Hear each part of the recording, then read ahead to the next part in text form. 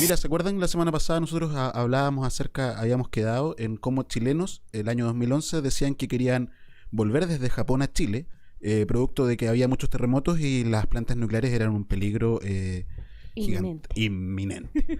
Entonces, ese mismo año, nuestro presidente, que también lo era en ese momento, curiosa cosa, ¿no?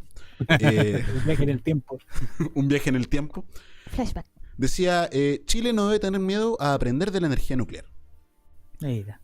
Tras visitar al embajador de Japón, el presidente señaló que el acuerdo que se firmará este viernes con Estados Unidos es en favor de la vida y de la protección de la salud de los chilenos. Mira, Mira. favor de la vida Mira. y protección de la salud de los chilenos. Mucho que aprender, decían los japoneses, posterior al terremoto que hubo ese año allá. Y todos estamos aprendiendo de la energía nuclear y siempre en favor de la vida y la protección de la salud de los chilenos. Entonces, eso hasta que el 2019, la revista ¿Qué pasa? Que ya nos ha hecho preguntas importantes, se preguntó qué sucedía, qué pasó con la opción nuclear en Chile. Eso fue el 2011, nos habían hablado, entonces 2019, ¿qué pasa? Dijo, ¿qué pasa? Y dice que la Comisión Chilena de Energía Nuclear realizó 3 estudios durante 2018 sobre la idoneidad del uso de esta energía en el país. Las investigaciones concluyen que no hay impedimentos regulatorios para su instalación. Que no hay impedimentos regulatorios para su instalación. Entonces, nos cuenta primero que uno de esos estudios, de los 3 estudios, se llamaba Identificación de barreras institucionales, regulatorias y de mercado asociadas al desarrollo de la nucleoelectricidad en mercado eléctrico chileno. Opa. Analizaba las variables que permitían responder como el tema de cómo la burocracia iba a funcionar respecto a esto, ¿no? Claro, los impedimentos que. Los impedimentos. Entonces, finalmente como que era hacer lobby la respuesta. De hecho, dicen que en este momento no existen impedimentos en el marco regulatorio que restrinjan el desarrollo de un programa nuclear de potencia. Nótese el de potencia. De potencia. Con respecto a la posibilidad de una nueva institucionalidad, agregan que dentro de los hallazgos más relevantes identificados en los estudios previos y por los organismos internacionales, se encuentra el hecho de que actualmente la CHEN, en cuanto órgano regulador en Chile del uso pacífico de la energía nuclear, no satisface las recomendaciones establecidas por la Convención de Seguridad Nuclear y por la International Atomic Energy Agency. Es decir, la institución que hay hoy día en Chile no satisface a estas instituciones internacionales que quieren poner energía nuclear aquí. O sea, no tiene Chile un marco regulatorio tampoco No respecto existe. a este tema. Hay un segundo estudio que nos dice la identificación de los posibles efectos e impactos ambientales producidos por la generación de energía nuclear de potencia en Chile. Y lo que concluye es que las categorías de impacto destacadas son la disminución de recursos minerales, radiación, ecotoxicidad del agua y transformación del suelo. Sin embargo, no hay ningún problema para comenzar con esto, ¿no? Claro. O para no tener absolutamente ningún impedimento.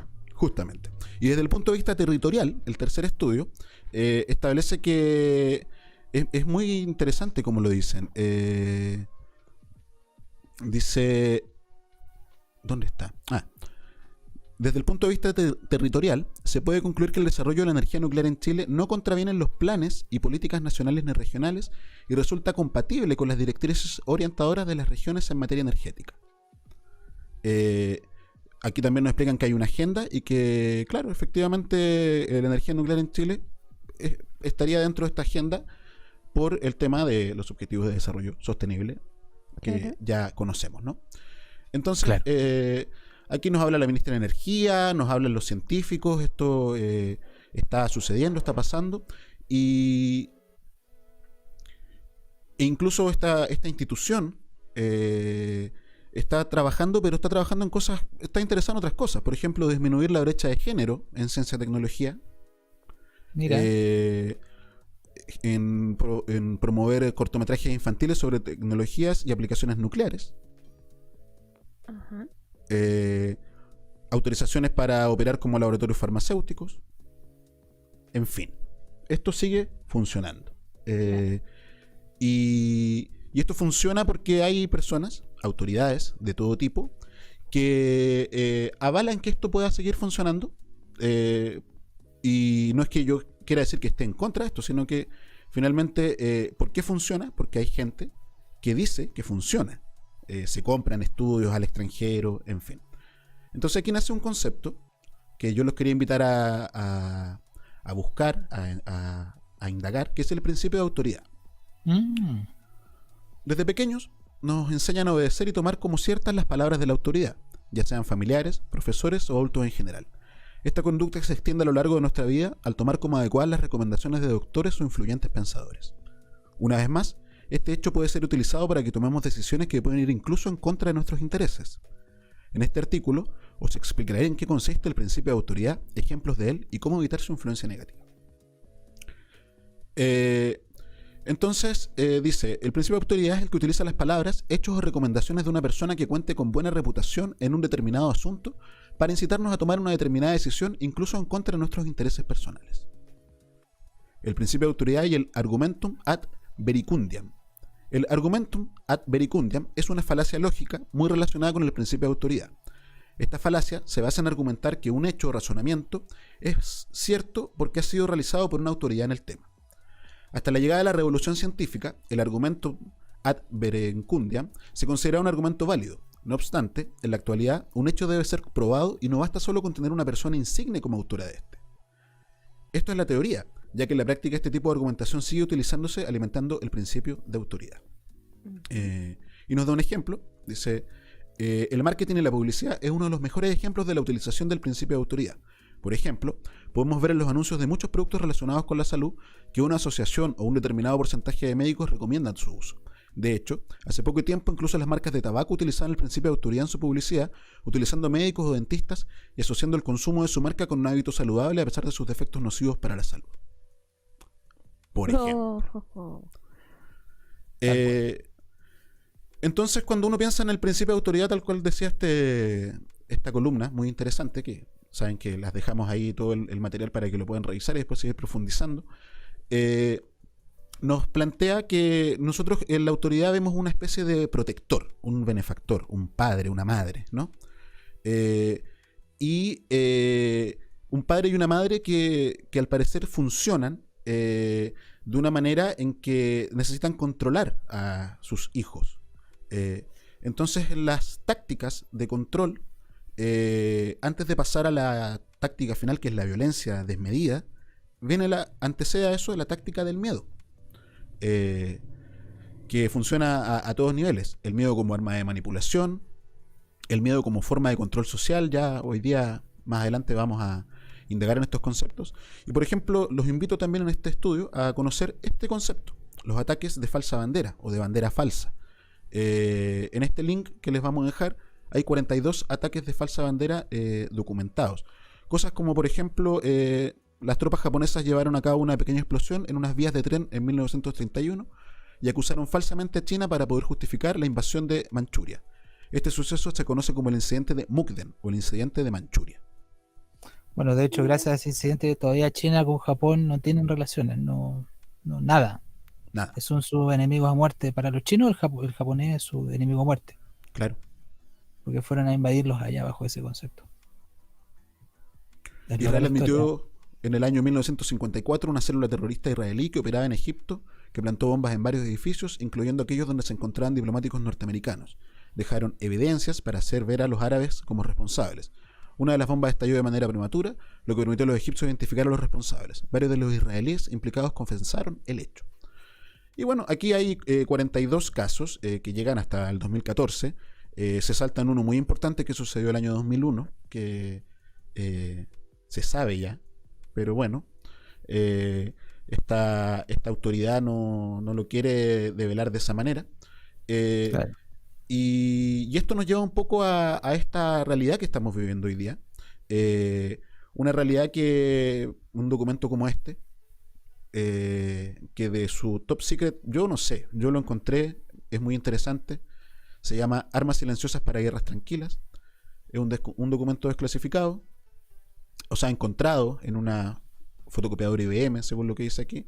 Pero más allá de su procedencia, nos explica algo que tiene que ver un poco con la sociedad que vivimos hoy día y cómo estas guerras tranquilas, estas armas silenciosas que son la comodidad, que son lo que sean, tienen un nombre, no son solamente una locura de personas como nosotros que nos reunimos los viernes a hablar. Dice, es manifestantemente imposible hablar de ingeniería social, que ahí ya tenemos un concepto, o de automatización de una sociedad, ingeniería de sistemas, automatismos sociales o armas silenciosas, sobre una escala nacional o internacional, sin implicar objetivos extendidos de control social y de destrucción de la vida humana, es decir, esclavitud o genocidio. Luego nos dice en una introducción histórica, dice, la tecnología de armas silenciosas ha evolucionado a partir de investigaciones operativas, una metodología estratégica y táctica desarrollada por el Estado Mayor militar en Inglaterra durante la Segunda Guerra Mundial. El objetivo original de investigaciones operativas era estudiar problemas estratégicos y tácticos de defensa aérea y terrestre, teniendo como objetivo la utilización efectiva de recursos limitados contra los enemigos extranjeros. La ingeniería social, el análisis y la automatización de una sociedad, requiere la puesta en relación de una gran cantidad de información y datos económicos siempre variables. Vale decir que un sistema ultra rápido de tratamiento de la información era necesario para ganarle a la sociedad y predecir cuándo ésta llegaría a capitular.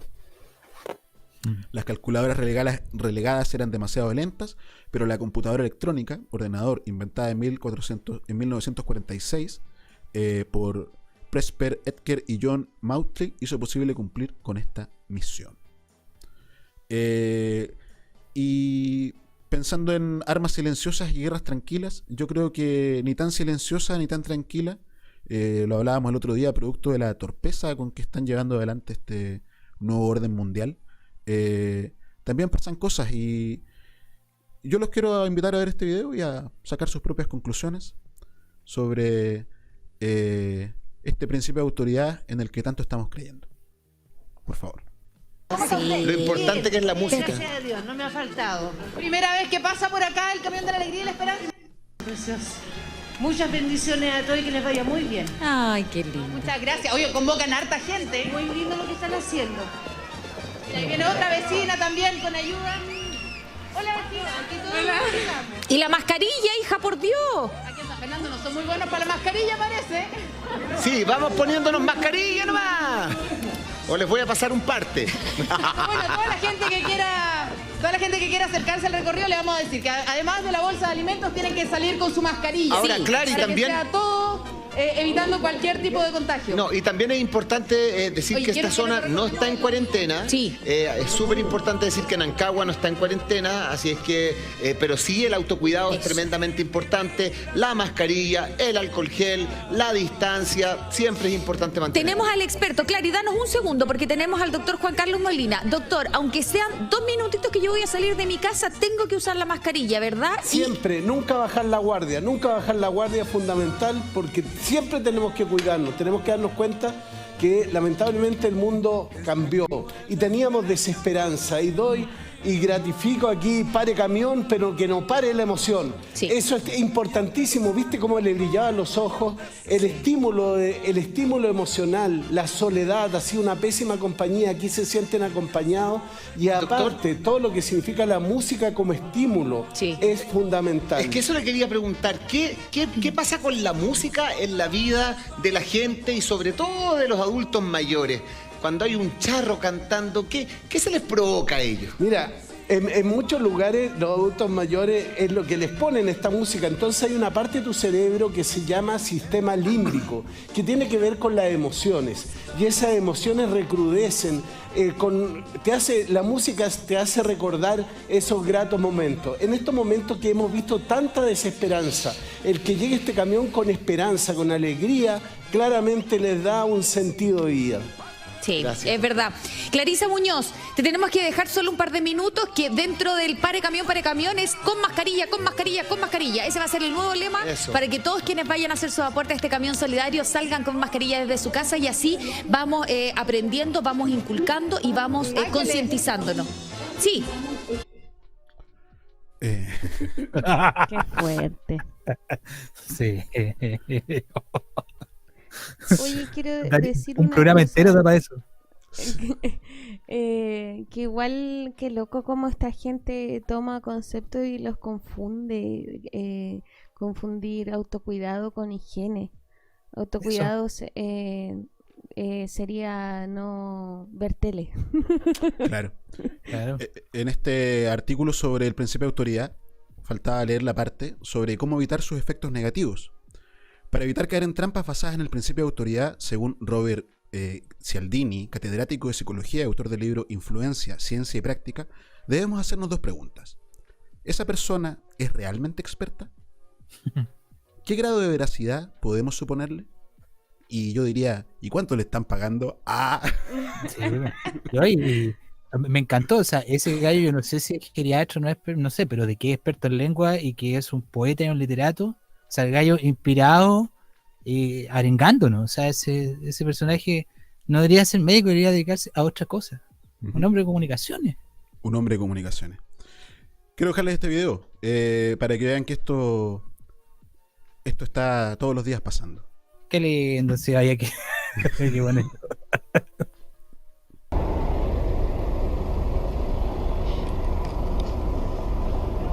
Soy el diputado. Vengo de dejar una compilación en... ¿Ya está aquí? Ya, perfecto. Ah, gracias. Pero necesitamos dejar registrados sus datos. ¿Quién? ¿Por qué? Porque llevamos un catastro de todas las personas que controlamos, señor. Señor diputado. Pero ¿puede controlarlo? No, de todas formas... ¿Por qué ese no? Yo lo controlo a usted, porque yo soy más autoridad que usted. Sí, ¿Entiende? Entonces, si usted me controla a mí, yo lo controlo a usted. Sí, está lo bien. controlamos todo, entonces sería un problema, ¿no? No, sí. Nos controlamos todo, entonces sería un problema, dice el diputado. Que yo lo controlo a usted no hay problema, pero que nos controlemos, ahí ya hay drama. Ahí ya hay drama. Yo soy más autoridad. Así es. Así que esta arma del miedo que nos quieren imponer estas autoridades se les olvidó una parte, que nosotros ya miedo no tenemos de esto.